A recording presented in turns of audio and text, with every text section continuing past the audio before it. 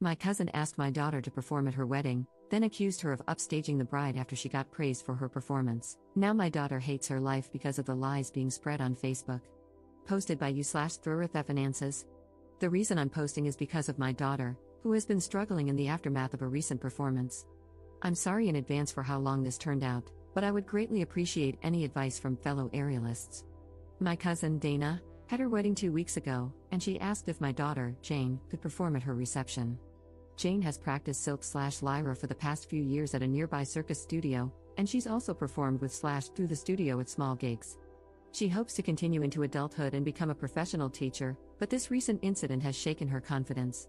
She has a private Instagram to document her progress and performances, and I only post certain performances on my Facebook, her first gig with the studio and her first recital, to name a few we're proud of. Some of our relatives saw her performances through my social media, and they watched her perform at her studio's Christmas recital when we hosted Christmas at our home a few years ago, something that surprised her when they visited early to see her. I loved how they coordinated that, and Jane said it was her loudest cheering section to date. Dana was one of the relatives who came early to see her Christmas recital, and she's always been super supportive.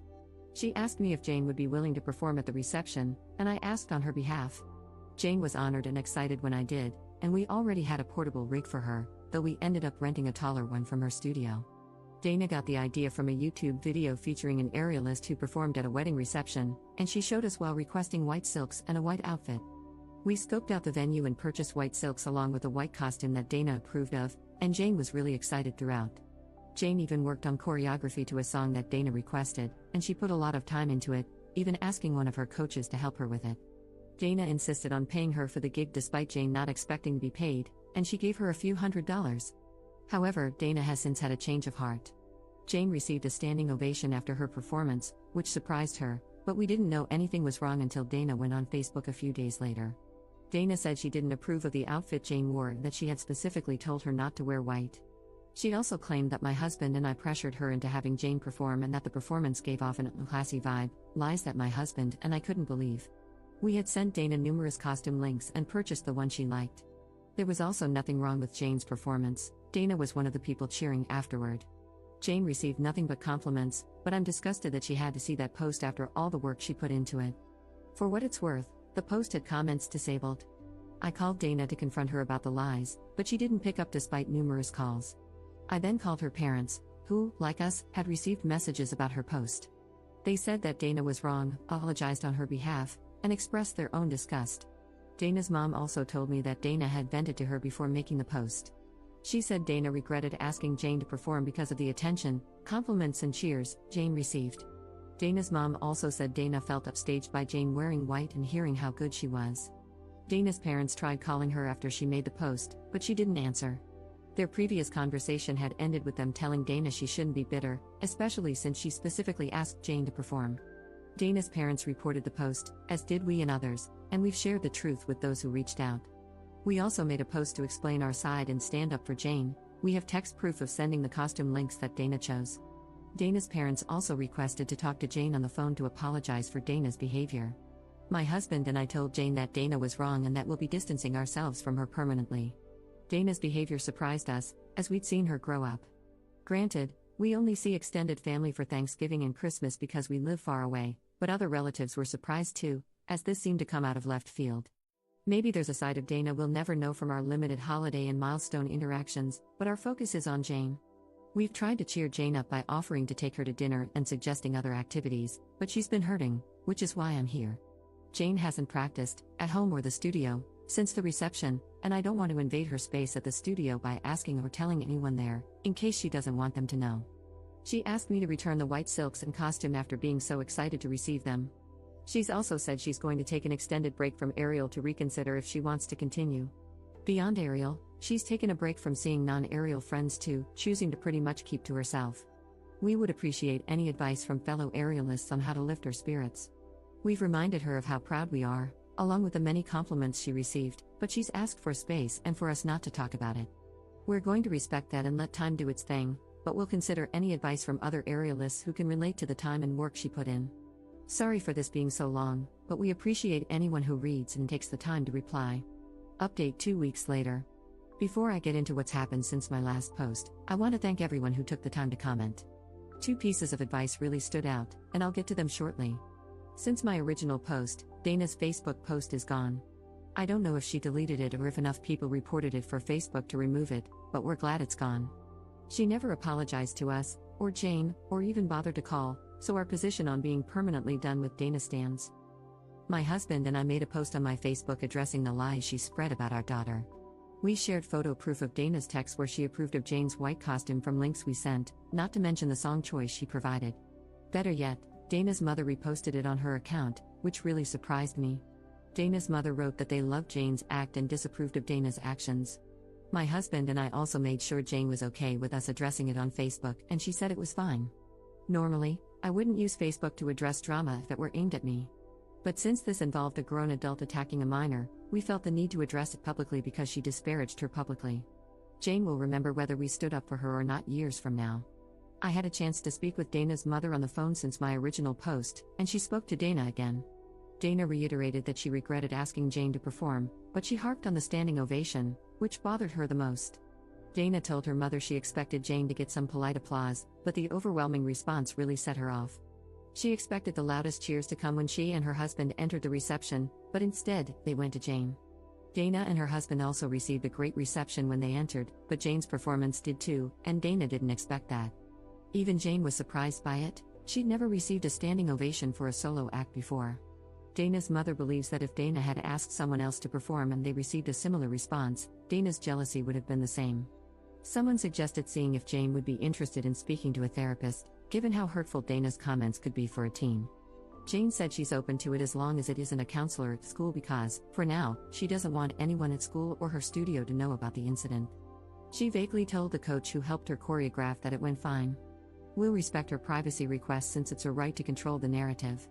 In the same vein, I suggested therapy for Dana to Dana's mother, as her reaction might stem from a deeper insecurity, and she said she'd ask. Another suggestion was the possibility of Dana's husband, or someone else, making an inappropriate comment to Jane during the reception, which might explain why she shut down and avoided friends or practice in the days before Dana's post. My husband decided to ask her, and Jane said no. If something did happen, perhaps she'd feel more comfortable telling a therapist in time. On the bright side, Jane said she might want to try a different aerial studio because she doesn't want to answer questions about how it went or share a video at her home studio. We'll help her find somewhere new as she asked. We hope she doesn't permanently leave her current studio because she has friends and supportive coaches there, and she performs with that studio's troupe at festivals and gigs. However, I completely understand the need to sometimes go somewhere new for a break, and we hope that helps her. She hasn't decided for sure yet, but if she does, we'll support her. She still wants an extended break from aerial in the meantime. Even if when she goes back, she said she may never want to perform again and would rather practice leisurely. That's one reason she doesn't want to return to her home studio, where she's part of their troupe. She asked if we tell her troupe coach that she won't perform with them anymore if it comes to that. If that's what she wants down the road, we will.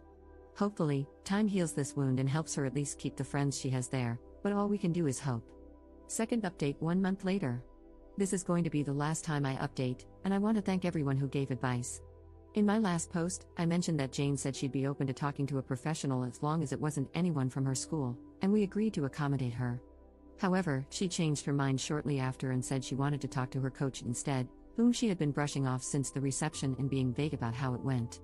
She and her coach put a lot of time into choreographing the act for Dana, and she didn't even charge her for the sessions to do so. Her coach is also part of her circus studio's performing troupe and has always been supportive and understanding. We supported her decision to talk with her coach, and they had an in-person conversation. It was after they spoke that Jane came to me, following her coach's suggestion to do so.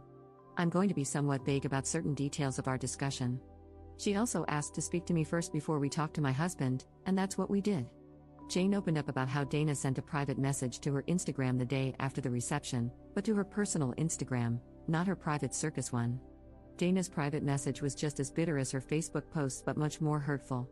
Dana called Jane derogatory sexual terms in her message, and I can't express how angry my husband and I still are. Jane said she was surprised upon receiving the message. Dana had always been supportive of her craft, even giving her a standing ovation along with her husband. Looking back, Dana probably did so because everyone else was doing the same. Dana also wrote that Jane only received the ovation because they were family who were biased and couldn't tell the difference between a good and bad aerialist. Jane blocked Dana long before we spoke, and she said she was hurt because Dana had been one of the relatives who came up for Christmas early when we hosted some years back, just to attend her studio's Christmas recital, which had surprised her. We all went out to dinner afterward, too. My husband and I tried our best to remind her that Dana's reaction was a reflection of her insecurities rather than anything Jane did. If the best man had given a speech that garnered the same reaction, Dana would have directed her vitriol at him instead. Jane said she understood that it wasn't her fault, but there was more in Dana's message that hurt her confidence, such as bodily comments that were disgusting. She said she might return to Ariel at some point, but that she still needs time and is unsure about performing again compared to just doing it leisurely. We told her, among other things, that we commended her decision to speak with her coach and that we'll respect her ultimate decision. Jane also said that she didn't tell us immediately because she wasn't sure if she wanted further drama with Dana if we told her parents about the message. However, after some time, she said she actually wanted us to tell them because she felt that Dana deserved repercussions for it. She said she was surprised that Dana's parents had called her out publicly, on Facebook, without knowing about the message, so that made her feel comfortable with us telling them. Jane also saved a screenshot of Dana's message. While we agreed to tell her parents, we suggested that she delete it afterward because it's not good to carry around hurtful things. She's also still open to speaking to a professional about the other aspects of Dana's message that hurt her deeply, as long as it's no one from her school. We are currently in the process of finding a therapist who can help with some of the insecurities that led to her shutdown in the weeks after the performance. I honestly cannot thank her coach enough, but I just want to touch on a few more things that were suggested in comments. I received a few DMs saying we were just as bad as Dana for addressing her lies on Facebook, so I want to be clear. My husband and I rarely use Facebook, and if someone had started drama with me on a Facebook post, I wouldn't use Facebook to address it personally. I'd opt for a call instead. However, since Dana disparaged a minor publicly with lies regarding costumes we had text proof of her approving, we felt the need to post those messages proving she had signed off on them. We asked Jane if she was okay with it first. The other thing a few people asked was whether her costume was potentially inappropriate. The costume we purchased came from a website that many professional circus performers use, including some who used to be in Cirque du Soleil and tag the shop while wearing it on their socials, and we've purchased other costumes from there in the past. In fact, some of their costumes have been used in wedding gigs by hired circus performers.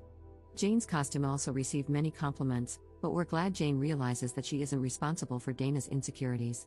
This was also Jane's first negative experience in her young performing career. Despite knowing Dana is entirely at fault, her words still hurt because they had been close before this.